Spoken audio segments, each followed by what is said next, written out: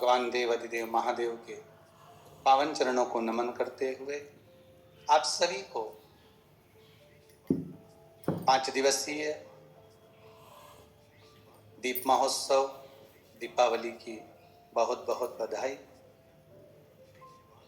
जो आप सब अपने घरों में रहकर संपूर्ण परिवार के साथ में एक हिंदू धर्म को जागृत करने के लिए और अपने बच्चों को परिवार को संस्कारित करने के लिए भगवान राम दीपावली के पावन अवसर पर जब अवधपुरी में प्रवेश करते हैं और वो संपूर्ण से प्रकाशित किया जाता है, ऐसे ही पावन दीप महोत्सव की आप सभी को बधाई देते हुए 5 दिवसीय माता महालक्ष्मी का पूजन स्मरण शिव महापुराण के माध्यम से, स्कंद पुराण के माध्यम से, विष्णु पुराण के माध्यम श्रवण करने के लिए अपने अपने घरों में विराजमान है। आस्था चैनल के माध्यम से, फेसबुक यूट्यूब के माध्यम से संपूर्ण विश्व में आज धनतेरस का पावन अवसर, जिस दिन धनवंतरी की पूजन हम सब अपने घरों में रहकर कर रहे हैं। आपको पहले भी कथा में कहा, आज फिर कहने का मौका मिला है। स्वयं भगवान नारायण, भगवान विष्णु जो माता लक्ष्मी से स्नेह करते हैं, प्रेम रखते हैं, पर माता लक्ष्मी की माता ख्याति देवी जो भगवान शिव की परम उपासक है, भगवान शंकर की परम उपासक, शिव के स्मरण के ख्याति एक क्षण नहीं रह पाती। हर पल, हर घड़ी, हर क्षण पंचाक्षर मंत्र का जाप करना, नमः शिवाय बोलना और लगे रहना, भगवान शिव की आराधना में डूबे। एक बार माता ख्याति के मन में ये भाव प्रकट हो गया कि मैं अगर लक्ष्मी का विवाह करूं तो देव अधिदेव महादेव के साथ करूं, भगवान शंकर के साथ ब्याया जाए, भगवान शंकर के साथ में दिया जाए। तब एक दिन माता ख्याति संपूर्ण पूजन का साहित्य लेकर, पूजन की सामग्री लेकर माता ख्याति पहुंच गई बाबा देव अधिदेव महादेव के शिवालय में। और भगवान शंकर के शिवालय में जाकर माता ख्याति ने भगवान शंकर की आराधना करी, पूजन करी। आज देव अधिदेव महादेव को रिझाने के लिए माता ख्याति बैठ गई। आज धनवंतरी के दिन, धनतेरस के दिन आपसे भी निवेदन, अगर हम किसी लक्ष्य को पाना चाहते हैं, हम किसी लक्ष्य तक पहुंचना चाहते हैं, तो उस लक्ष्य तक पहुंचने के लिए ये नहीं कि हम थोड़ी देर के लिए बैठे, मंत्र जाप करा, स्मरण करा, या थोड़ा सा हमने इंटरव्यू दे दिया, थोड़ी परीक्षा दे दी और सोचा कि हम अच्छे नंबर से पास हो जाएं या उत्तीर्ण हो जाएं या हमारा जॉब लग जाए। उसके लिए संपूर्ण तरह से, हर तरह से हमें अपना कर्म करना ही पड़ेगा। अगर आज माता ख्याति लक्ष्मी जी को भगवान शिव को देना चाहती हैं, तो माता ख्याति आज साधना करने के लिए, शिव को रिझाने के लिए संपूर्ण पूजन साहित्य लेकर बैठ गई हैं, भगवान शंकर को रिझाने। और देव अधिदेव महादेव तो महादेव, वो भी इतनी जल्दी कहां रिझने वाले। फिर भी संपूर्ण देवताओं में, 33 कोटि देवताओं में सबसे शीघ्र, अति शीघ्र, सबसे जल्दी राजी होने वाले अगर कोई हैं तो वो देव अधिदेव महा, सबसे जल्दी। इसलिए पहले भी कहा है, भोलेनाथ से निराला यहाँ को ही नहीं। हर महादेव, भगवान शिव के चरणों में बैठकर माता ख्याति भगवान शंकर की आवाज प्रकट हो गई। मांगो क्या चाहिए आपको। माता ख्याति ने कहा, बस निवेदन केवल इतना सा है कि अपनी बेटी लक्ष्मी का विवाह मैं आपके साथ में करना चाहता हूं। भगवान शंकर ने कहा, मैं आपकी पुत्री लक्ष्मी से विवाह नहीं कर सकता, मैं आपकी बेटी से विवाह नहीं करूंगा। क्यों? तुरंत मां बार बार ख्याति देवी कह रही और बाबा मना कर देते हैं, क्योंकि बाबा ने कहा, ख्याति, ओ माता ख्याति, आपकी बेटी माता लक्ष्मी भगवान नारायण के लिए,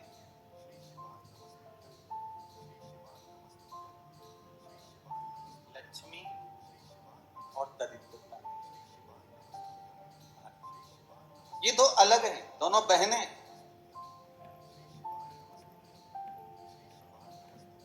लक्ष्मी भगवान विष्णु के साथ में बिहार रही है, दरिद्रता दुसाह मुनि के साथ में बिहार रही है।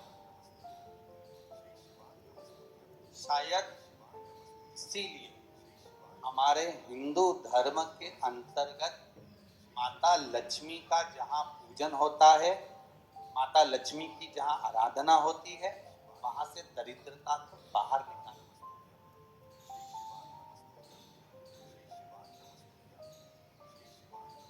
इतने दिनों पहले किसी के यहाँ 10 दिन, 15 दिन, 20 दिन पहले से सफाई करना प्रारंभ हो जाता है। बार बार घर की झाड़ू लगाना, पुताई करना, सफाई करना, जो अटाला सामान है, बेकार सामग्री है, जो किसी काम की नहीं, उसको ले जाकर कहीं डाल भेज, घर को सुरक्षित साफ, क्योंकि लक्ष्मी उसी घर में प्रवेश करती है जहां पर निर्मलता होती है। दरिद्रता वहीं प्रवेश करती है जहां आलस हो, बहुत सारा कबाड़ा जिसके यहाँ पड़ा हुआ हो, बहुत सारा फैलारा जहां पड़ा हुआ हो, झूठे बर्तन जहां पड़े हुए हो, झूठी सामग्री जहां पड़ी हुई हो, वहां पर दरिद्रता का प्रवेश हो जाए, वहां दरिद्रता प्रवेश कर जाए। लक्ष्मी का स्मरण भगवान शिव कर रहे हैं, ख्याति, हो माता ख्याति, अगर आपको लक्ष्मी को देना है तो भगवान विष्णु को दीजिए। पर भगवान विष्णु को लक्ष्मी मिले, भगवान नारायण ने कहा मैं विवाह करने को तैयार हूं, लक्ष्मी से विवाह करूं, पर बात केवल इतनी सी है कि लक्ष्मी मेरे चरणों में रहे। आप सबसे एक निवेदन करूं, इस धनतेरस के माध्यम से जितने भी भारत भूमि के आप आस्था चैनल पर पूरे विश्व में जो कथा श्रवण कर रहे हैं, धनवंतरी पूजन की, धनतेरस पूजन की, शिव द्वारा लक्ष्मी जी को मार्ग बताना, और धनतेरस के दिन प्रत्येक जीव के घर में माता लक्ष्मी का पूजन।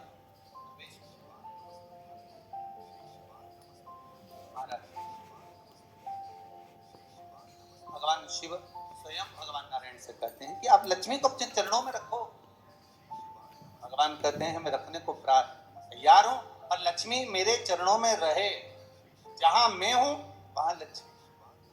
महाराज, आप सबसे निवेदन है, घर में जितनी निर्मलता रखोगे, स्वच्छता रखोगे, जितना घर को साफ रखोगे, उतनी ही लक्ष्मी आपके यहाँ प्रवेश करेगी। पर केवल घर की सफाई से काम नहीं चलेगा।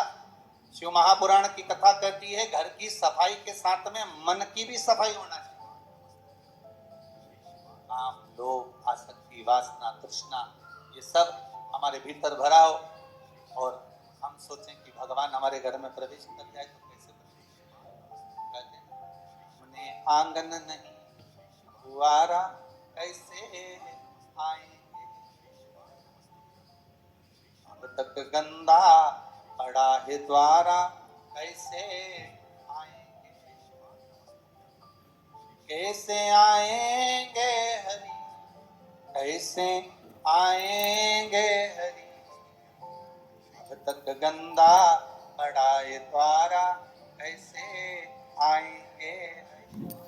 हम केवल घर की सफाई ना करें, हमारे भीतर जो अहंकार समाया हुआ है, हमारे भीतर जो काम समाया हुआ है, हमारे भीतर जो आसक्ति भरी हुई है, हमारे भीतर जो लोभ भरा हुआ है, तृष्णा भरी हुई है, वो हम उसको निकाल। धनतेरस की पूजन का सबसे बड़ा महत्व यही है। अगर हमारे पास में जो है, हमारे को जो भगवान भोलेनाथ ने दिया है, हमको जो नारायण ने दिया है, उसी के अनुसार हम भगवान की सेवा करें। धनतेरस ये नहीं कहती कि आपके पास में कुछ नहीं है तो आप कर्जा कर कर चांदी के बर्तन खरीद के ला। धनतेरस ये नहीं कहती कि आपके पास में कुछ नहीं है तो कर्जा कर कर आप सोने की अंगूठी बनवा कर ला। धनतेरस ये नहीं कहती कि आपके पास में कुछ नहीं है तो कुछ घर का ही सामान बेचकर हम दूसरी सामग्री लेकर जाए। नहीं नहीं नहीं, धनतेरस कभी नहीं कहती। माता लक्ष्मी की कथा, धनवंतरी की कथा नहीं कहती कि आप कर्जा लेकर अपने घर में फ्रिज लाएं, वॉशिंग मशीन लाएं, या सामान लाएं, या कपड़े लाएं, या वस्त्र लाएं, या आभूषण लाएं। कई लोगों ने धनतेरस के महत्व को बिगाड़ दिया। हमको धनतेरस के दिन सामान लेकर आना है, चांदी का बर्तन लेकर आना है, ये सामान लेकर आना है, वो सामान लेकर आना। लाओ, मना नहीं है। धनतेरस का दिन ही है, धनवंतरी का दिवस ही है। क्योंकि धनवंतरी देव जब मंथन के समय पर प्रकट हुए थे महाराज, शरद पूर्णिमा के दिन जब मंथन हुआ था तो उसमें चंद्र प्रकट हुआ। मंथन का क्रम प्रारंभ हुआ।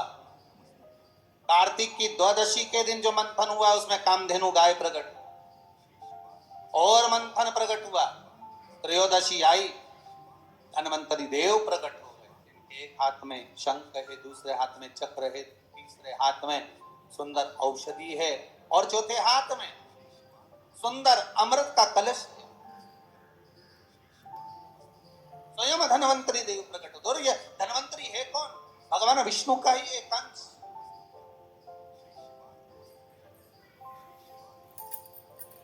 त्रयोदशी को धनवंतरी देव, चतुर्दशी आई, मां कालका प्रकट हो गई।